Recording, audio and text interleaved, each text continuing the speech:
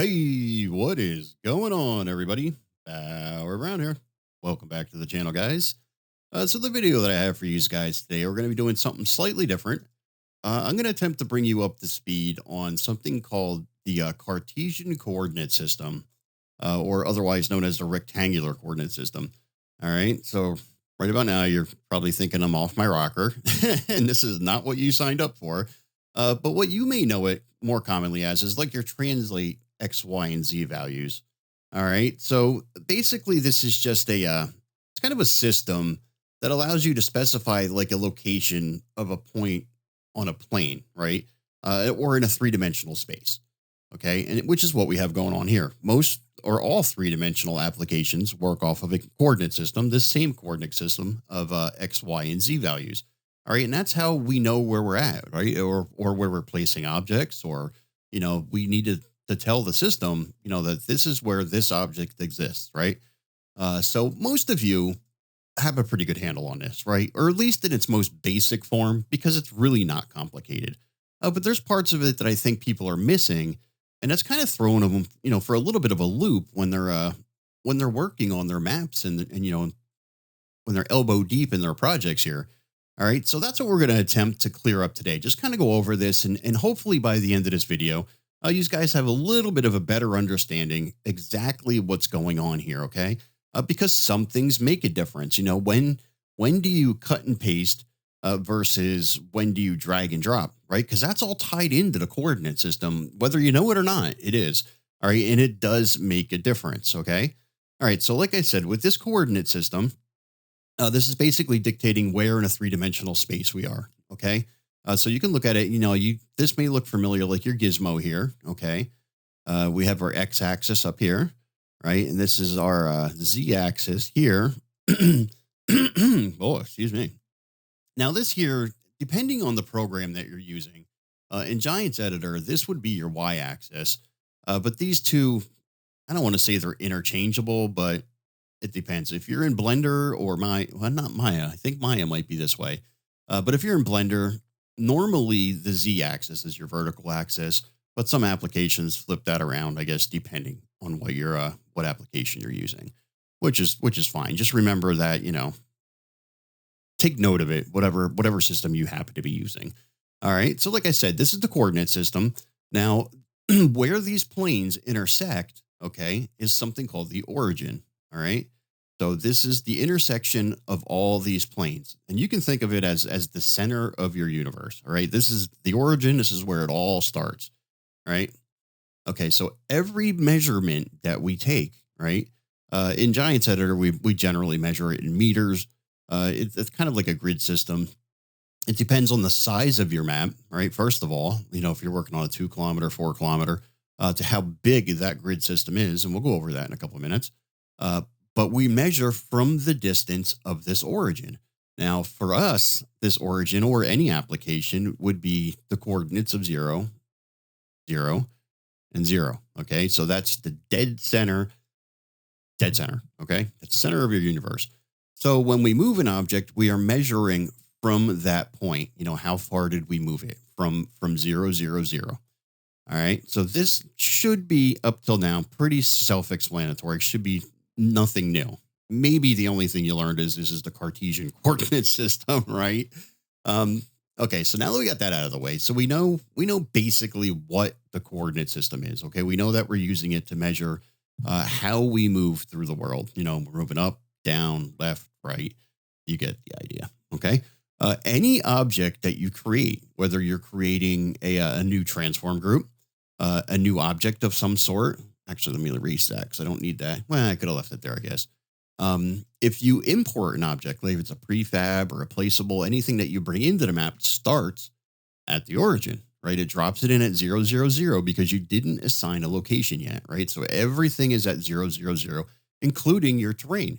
Now, right now, my terrain is a little bit higher up. I have mine 30 meters above the 0 value on the y-axis, okay? So let me go up to create, I want to create a primitive, that cube, literally, plane. Oh, no, it is a cube. Okay. Is it a cube? Yes. All right. So what I'm going to do is I'm going to move this up a positive 30, and that should get me up onto the top of my terrain here. Okay. So I'm going to use these as an example. All right. So there we have our cube. Okay. Now, like I said, as we move this, I might be looking at this a little bit backwards. Yes, I am. Well, not technically backwards. For some reason, I don't know why. I'm used to going to the right is a positive value, to the left is a negative. That's fine now. I could always just look at it from this direction. There we go. Much better. All right. So like I said, when we move in one direction, we are telling it that we're now 27 meters or 27 points, whatever you're using, whatever value you're putting on that point. Was it a meter or is it whatever? All right. So we're 27 meters away from the world origin of 0, 0, 0. You get the idea, right? So we go the other way and now we're negative 43. Now, like I said, depending on the size of your map, depends on how many coordinates you have available, right? And a lot of this is it's by design, right? So if we go to let's say 1024, okay, that would be at the very edge of our map, right? So this is a basic 2-kilometer map. So 1024. Now I know 2-kilometer map is not 1024, but you gotta understand we're starting at the middle here. So we're 1024 in this direction, 1024 in the other direction, which gives us 2048. All right. So the same thing works on the x-axis. We got 2048 from one end to the other. All right. And now this kind of syncs up with if you look at how we have our map size set, that's set to 2048. If you look at your DEM, well, your DEM would be 1025, but you have a units per pixel of 2, which brings us back up to 2048. Like I said, none of this is accidental. It's designed that way to give us a level of precision, right? As far as being able to place objects and move things around and, have things line up well and not just willy-nilly be throwing things, into the map and not know, how they're going to line up. And so it allows us, like I said, to be very precise when we're putting in, no matter what, whether it's a texture or you name it.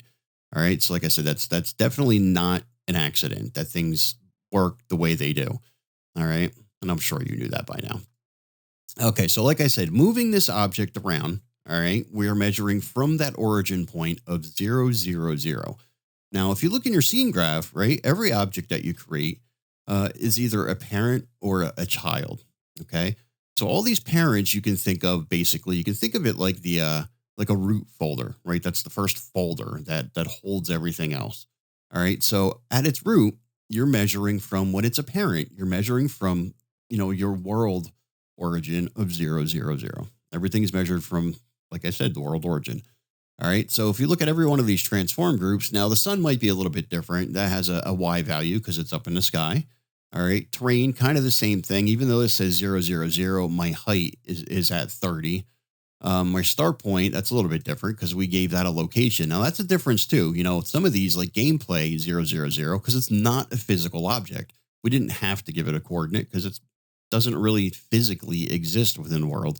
All right. Like I said, it's just kind of a folder that holds other things. Animal loading triggers the same way, 0, 0, 0. It's not until we get down to a physical object inside of here that we gave it a space in the world. Okay. And you can tell that by its coordinates. All right. So now, like I said, with every parent, all right, because if it's a physical object, all right, it works relative to the world origin. Now, if we create another primitive, all right, and this one's going to be, I guess, a cylinder, all right, and we'll move this one a little bit out of the way here, put it over here, okay. So now we have this cube and we have a cylinder. Now, just use your imagination and think that maybe we're working on a bigger project. This cube is a house, and I don't know, this cylinder here is a mailbox, okay? And we want to get these two objects together, okay? When I move this cube, when I move that around, I want, that cylinder to move with it because it's all part of the same little package, right? Maybe I'm working on a placeable. All right, so under normal circumstances, I think most people would think just cut and paste, right? Control X, highlight the cube, and Control V. There we go. Perfect, right? Well, kind of, but not really. All right. So the first glaring problem that I see here is now my cylinder is hovering up in the air. that's not at all what I wanted. And why would it even do that? Why is it now hovering in the air? All I did was move it into a different transform group. So why on earth does it float in the air now? All right. So the key things to keep in mind here with cut and paste and copy and paste. All right, you're moving the object. You're physically moving that object, but you're keeping the coordinates the same. Right? Your coordinates are not changing. All right. So when you throw that into its parent, so now the cube is the parent and the cylinder is the child. All right. Well, every parent is relative to the world origin of 000. But now that you have a child, right, this cylinder is no longer a parent. The cylinder is the child of the cube. All right. So instead of being relative to the world origin, it's relative to its parent. All right. So now for a child, its parent is the center of the world. All right. And then the parent will be the one, to be relative to the world origin. But right now the cylinder only cares about its parent. That's what it's relative to. Okay. Now I know this may not make a lot of sense. All right.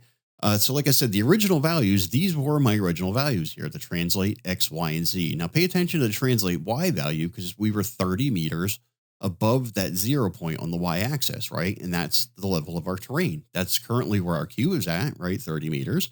And that's where we were. So as a parent, that made sense because we were 30 meters, above the 0 point, and that got us up to the terrain.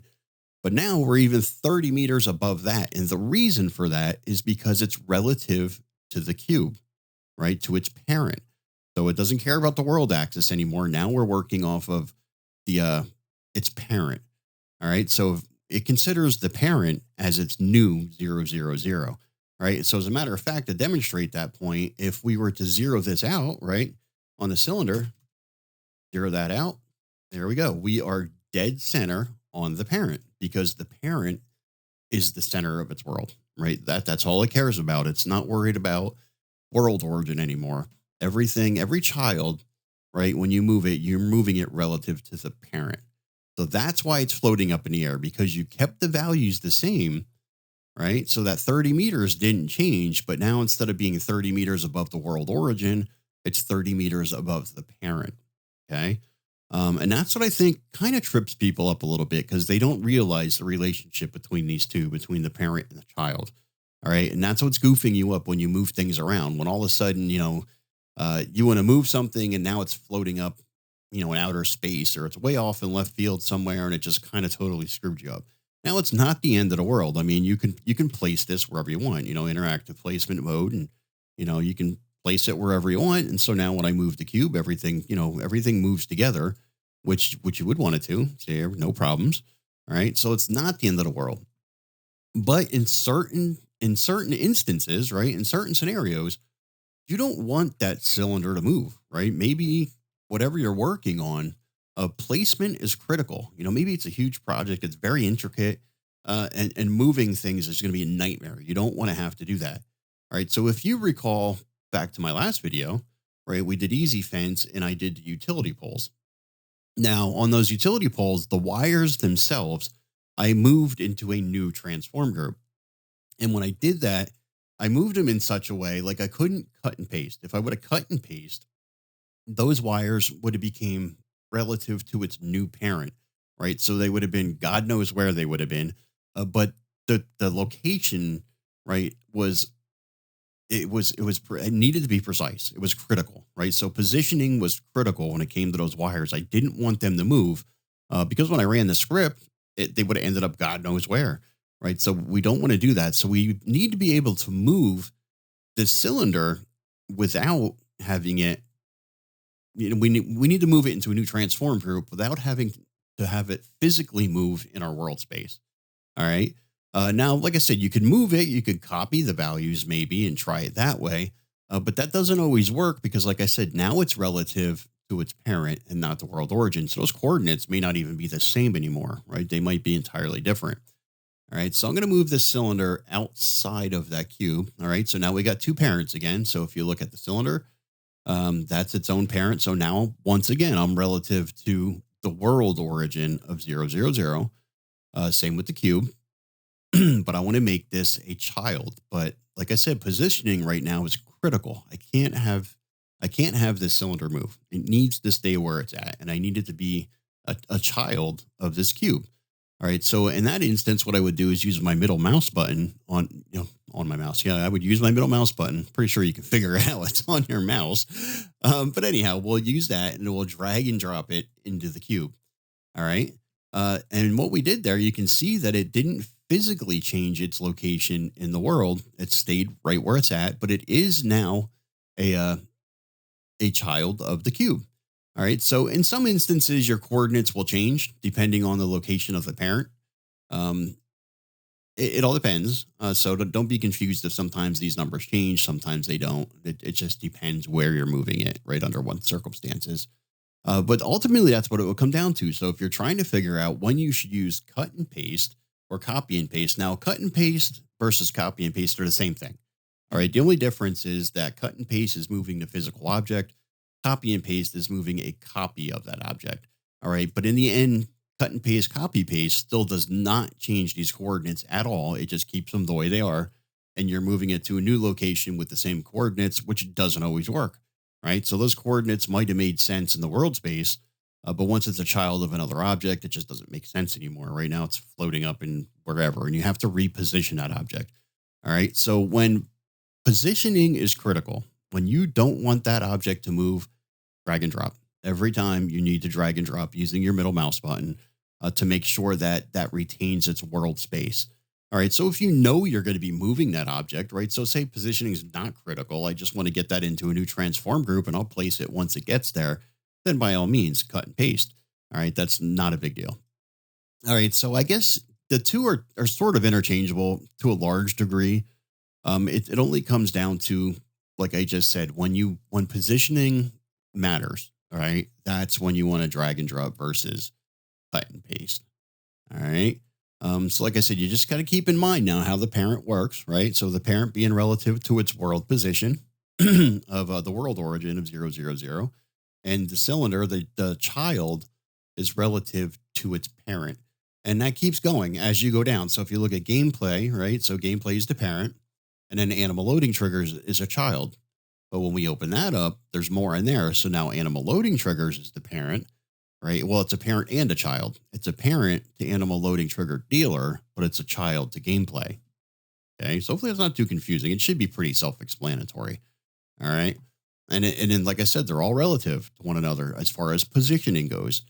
Now you can usually tell by looking at the coordinates, like what a child coordinate is, because it's usually the values are usually pretty small, right? Because a child usually doesn't stray too far from the parent, right? Sometimes it does, sometimes it doesn't. So usually you can tell at a glance what's a child object and which isn't, but not always. So in this case, when you have like gameplay being 000, animal loading triggers being 000, and then the trigger dealer, so that's sitting too deep, right? So there's two parents above that. Now it is relative to these two, but its two parents are sitting at the world origin, right? So when you look at the values, it looks like, that's a larger value because it looks like it's its own parent, but it's not. I know it doesn't really make a whole lot of sense, but when you spend a lot of time looking at just the values, you start to get a feel for, which object is which, if it's a parent or if it's a child, or I know in the scheme of things, it doesn't make that much of a difference. So just shut it, Bauer, and keep things moving here. Okay. All right. So hopefully this makes a little bit more sense, right? Now the way this works, so you look up here and we have this little house button, right? You have the local versus world mode. All right. So if you look at the gizmo, in world mode, well, I would kind of consider that. Now, don't hold me to this because this isn't actually the way this works, but you can think of it like cardinal directions, like north, south, east, and west, right? That never moves. All right. So even if you spin around, you turn around 180 degrees and you're facing the other direction, north is still the same way, right? It still points north. No matter which way you turn, north is north. All right. And it's the same way with your gizmo, right? Your X, Y, and Z axes never change on world mode, right? So it's always the same no matter what. But when you change into your local mode, your local view here, that's not quite the same anymore. So now if I was to turn around 180 degrees, north would change with me, right? So no matter which way I was facing, that would always be north. right? So that's kind of what local versus world is. So if we look at the cube versus the cylinder, right? So you can see in world mode, actually we're in local mode right there. Um, that X, Y, and Z value or axis is facing the same direction no matter what, right? But if I was to say spin this cube now, spin that a little bit, now you can see that my gizmo is staying the same, right? Because we're in world mode. That's not going to change. North is not going to change. All right. It's going to stay X, Y, and Z or X, Y, and Z, and that's it. They are not changing no matter how you move that object, right? Because they're relative to the world origin, right? Just like we're relative to north. If you're using a map and a compass, right? So we're working off a true north and, maybe a latitude longitude system. But either way, those numbers don't change. Those values, north is always north, right? So that's kind of the way to think about this. Now it's not really north, south, east, and west, just so you understand that. Okay, so now, like I said, if I was to hit this button now, right, the local versus world mode, okay, well now you can see something changed, all right? So like I said, when you're in local mode, you're not relative to the world origin. You're basically relative to yourself, right? So you're working off an individual object, right? So like the example I used, if I was to turn around, right, and if you look at this, north is no matter which way I face, that's north. So that's what's going on here. So if you look at that red arrow, the x-axis, right? So that's turning with it, or the blue arrow, doesn't matter, the z-axis. That's going to be on a local object. It's always going to stay the same compared to that object, right? So no matter which way I move this face here is always going to be the z-axis. That's always going to be the x-axis. Okay, so that's kind of the difference between the local versus world mode, right? And that makes a little bit of a difference. And then the same with the cylinder, right? So the cylinder is relative to the parent. So no matter which way that parent moved, the cube kind of or the cylinder inherited that, right? So when the parent moved or rotated, the cylinder did the same thing. All right, see how that's at the same axis. Now this I could change a little bit differently, and we could have the cube and the cylinder at two different axes, right? Because in local mode, like I said, north is no matter which way you happen to be facing, but in world mode, it's not. They both face that cardinal direction. Okay, so it's important to note how the parent and the child relate to one another. All right, because that does make a difference as far as like your coordinate systems go.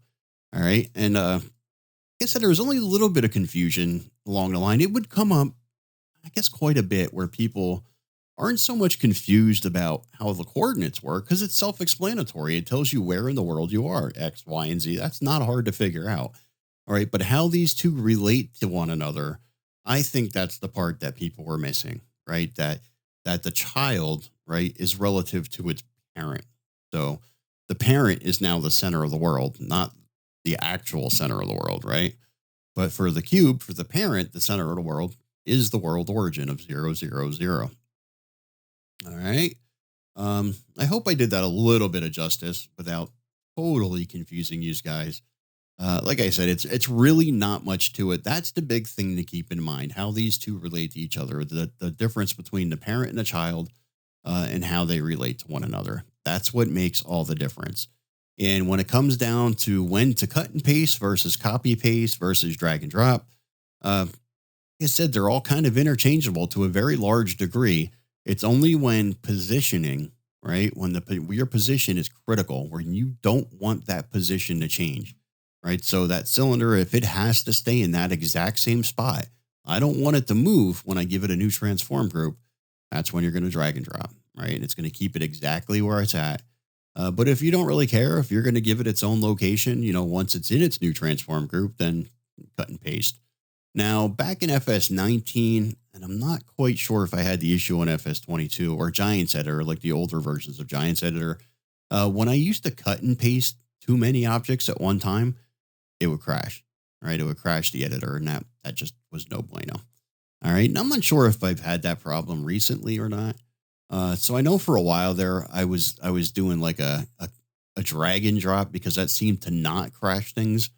But that's I guess for another time, right? I don't know if that really matters to what I'm saying here. But anyhow, so hopefully, like I said, hopefully it makes a little bit more sense right now.